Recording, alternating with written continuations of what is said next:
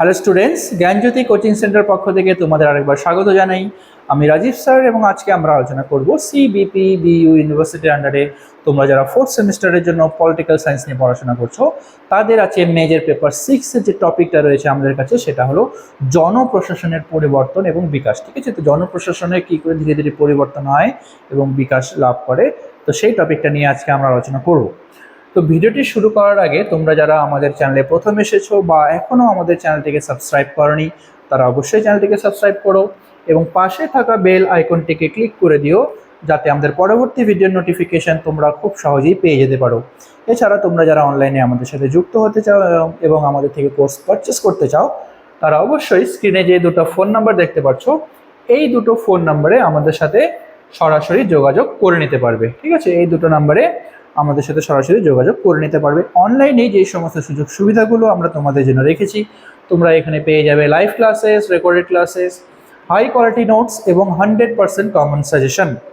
Major স্টুডেন্টদের জন্য পুরো সেমিস্টারের কোর্স ফি রাখা হয়েছে অল সাবজেক্টের জন্য শুধুমাত্র 1199 এবং সেটাই মাইনর স্টুডেন্টদের জন্য রাখা হয়েছে শুধুমাত্র 699।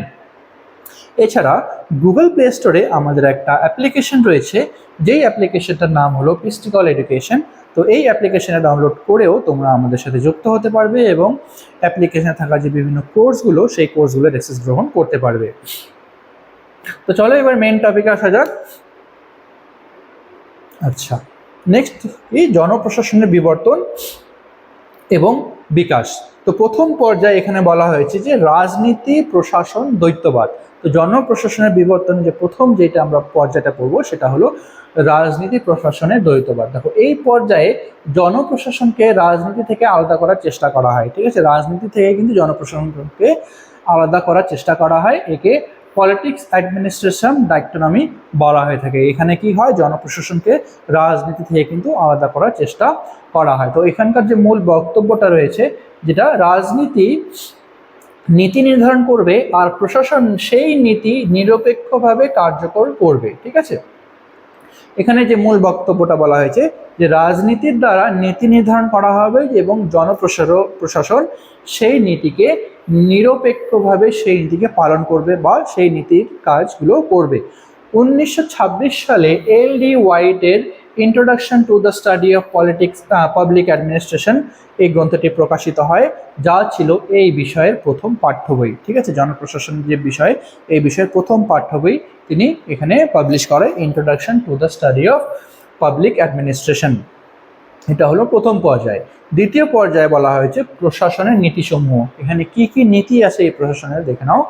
তো এই পর্যায়ে মনে করা হতো যে প্রশাসনের কিছু নির্দিষ্ট নীতি বা প্রিন্সিপাল আছে যা অনুসরণ করলে দক্ষতা বৃদ্ধি পায়। তো জনপ্রশাসনের কিছু নির্দিষ্ট নীতি অবশ্যই রয়েছে এবং সেই নীতিগুলোকে অবশ্যই পালন করা উচিত এবং যাতে তাদের দক্ষতা ধীরে ধীরে বৃদ্ধি পায়। ঠিক আছে, তো লুথার গুলিক এবং লিন্ডার আরউইক পটস্কপ যে এই ধারণাটা এর আগে লোটে আমরা এই পটস্কপ ধারণাটির ব্যাপারে পড়েছি, তো এই ধারণাটা তিনি ধারণাটি দেন।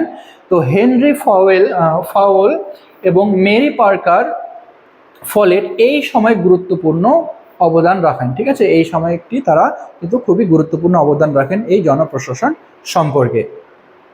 আচ্ছা, নেক্সট রয়েছে তৃতীয় পর্যায়ে।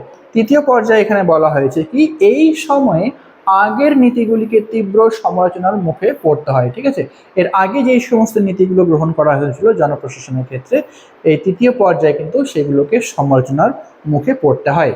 হার্বার্ট সাইমন প্রশাসনের নীতিগুলিকে প্রবাদ প্রবচন বলে উপহাস করেছেন। প্রবাদ প্রবচন বা প্রভাবস আমরা বলে থাকি ইংলিশে। তো এই প্রভাবস বলে তিনি উপহাস করেছেন।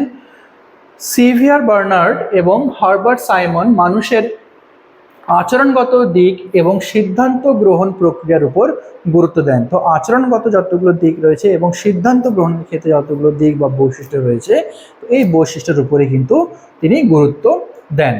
নেক্সট যে চতুর্থ পর্যায়ে রয়েছে সেটা হচ্ছে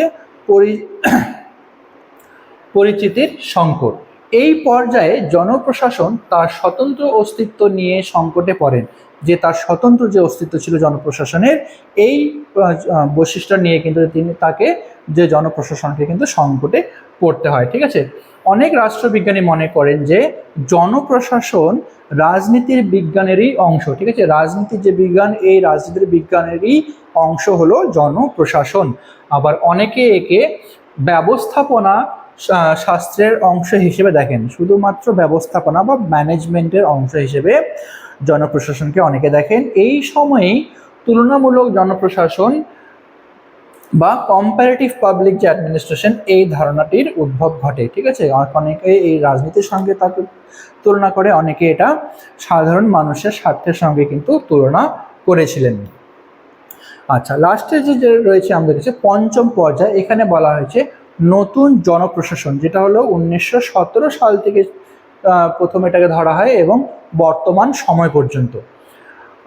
1968 সালে মিনোব্রক সম্মেলন যেটা শুরু হয়, এরপর নতুন জনপ্রশাসনের জন্ম হয়। ঠিক আছে, এই সম্মেলনের পর 1968 সালে কিন্তু এক নতুন জনপ্রশাসনের জন্ম হয় এবং এর যে বৈশিষ্ট্যগুলো ছিল, এখানে দক্ষতা অপেক্ষা সামাজিক প্রাসঙ্গিকতা, মূল্যবোধ, সাম্য এবং পরিবর্তনের উপর বেশি জোর দেওয়া হয়। ঠিক আছে, পরিবর্তন, এখানে দক্ষতার আপেক্ষা সামাজিক যে প্রাসঙ্গিকতা রয়েছে, মূল্যবোধ, সাম্য, ঠিক আছে, মূল্যবোধ, সাম্য এবং এখানে পরিবর্তনের উপর কিন্তু বেশি জোর দেওয়া হয় এই পর্যায়ে।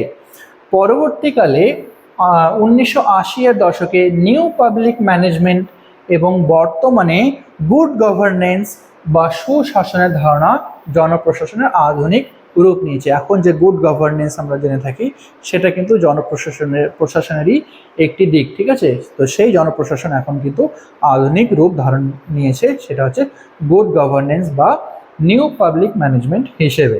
ঠিক আছে, তো এটা ছিল আজকে তোমাদের আলোচনার বিষয়। ভিডিওটি যদি ভালো লেগে থাকে তাহলে অবশ্যই লাইক আর কমেন্ট করো। দেখা হবে পরবর্তী ভিডিওতে নতুন কোনো টপিক নিয়ে। ততক্ষণ পর্যন্ত ভালো থেকো, সুস্থ থেকো।